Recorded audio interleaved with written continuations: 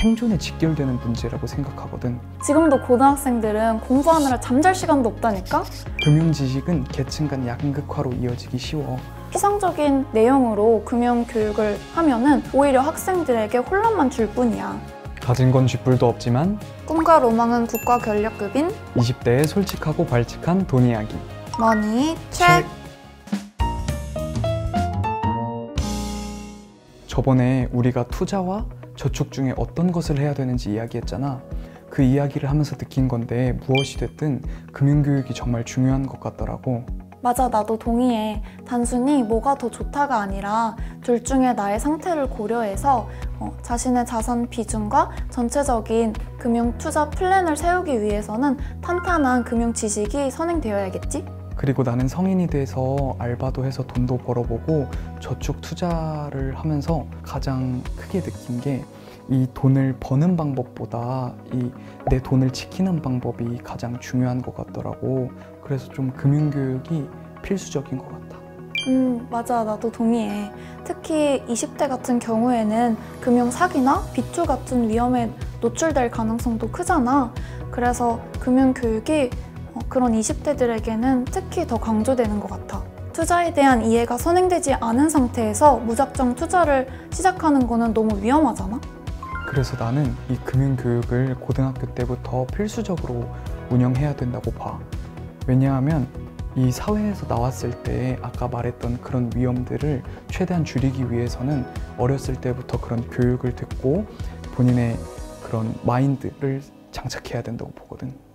금융교육의 중요성에는 나도 동의를 하지만 굳이 꼭 그걸 필수 과목으로 넣어야 될까?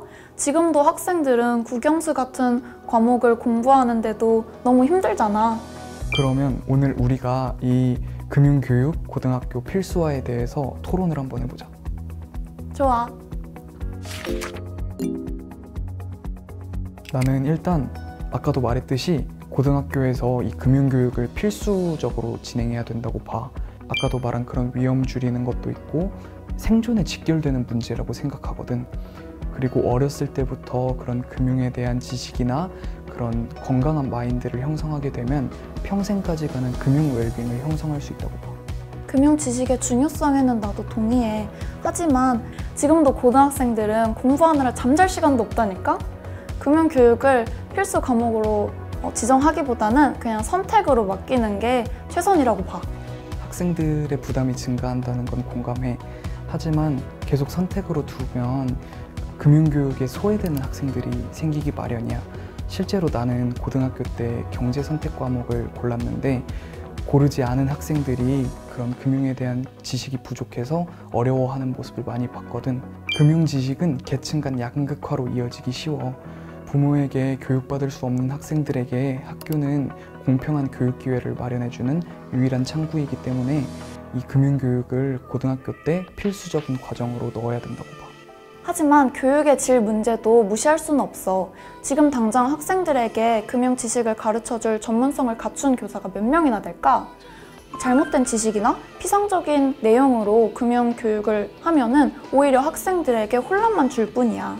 선택 과목으로 유지하는 게 가장 최선의 선택이라고 생각해.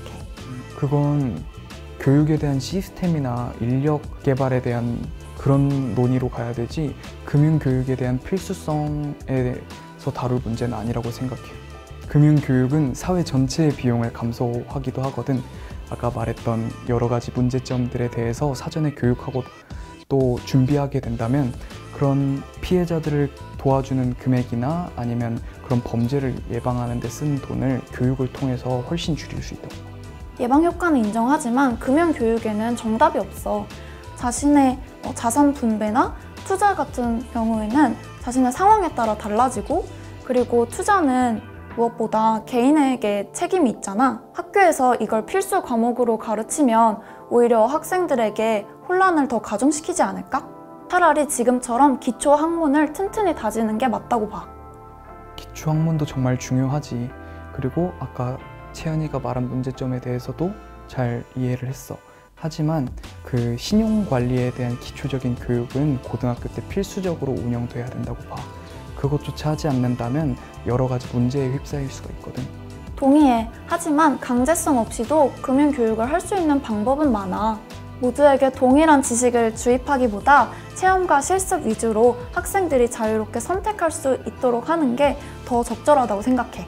필수하냐 선택이냐 우리 의견이 다르긴 한데 금융교육이 필요하다는 건 같은 생각인 것 같네. 그럼 고등학생들이 금융교육을 받는다면 어떤 창구를 통해서 받으면 좋을까? 여러 교육기관이 있겠지만 서민금융진흥원에서 주관하는 금융교육을 이용하는 것도 좋은 방법일 것 같아. 방문교육이나 온택트 교육도 있지만 접근성이 좋은 온라인 교육도 제공하고 있으니까. 오, 좋다. 금융교육 포털에 투자 마인드나 또 금융의 전반적인 지식을 습득할 수 있는 좋은 영상들이 정말 많더라고. 학교 교육에서 추가로 좀 내가 이런 금융교육을 받고 싶다 하면 충분히 좋은 선택지가 될 것 같아. 특히 청년들은 수익률 욕심에 과도한 투자나 비투로 이어지는 경우가 많은데 그러면 안 되겠지? 본격적으로 투자를 시작하기 전에 반드시 금융교육을 듣는 게 필수적일 것 같아. 고등학생 때부터 금융 지식에 대한 올바른 지식을 가지고 있다면 20대가 되어서 하는 모든 경제 생활에도 유리하게 작용할 거야. 그리고 이런 금융 마인드는 고등학교 때부터 형성하는 게 좋으니까 여유가 있는 학생들은 꼭 수강해서 좋은 금융 마인드를 형성했으면 좋겠다. 오늘은 고교 금융교육의 필수 도입 여부에 대해 이야기해봤는데 다들 어떠셨나요? 금융이 생존 지식이라는 확신에는 변함이 없지만 교육의 질과 학생들의 부담도 함께 고려해야 한다는 점을 깨닫게 됐어요. 공평한 기회를 위해 필수 도입이 필요하다는 입장이지만 현실적인 요건을 고려했을 때 선택하도록 해야 한다는 입장도 이해가 됩니다. 강제성보다는 실용적인 교육 환경을 만드는 게 더 중요하다고 생각합니다. 필수 과목 지정에 대한 부담은 여전하지만 금융교육의 중요성에는 더욱 공감하게 되었어요. 다음에도 20대의 솔직하고 발칙한 돈 이야기, 머니 체크! 접근성이 좋은 온라인 교육도 제공하고 있으니까. 오, 맞아. 서민 죄송해요.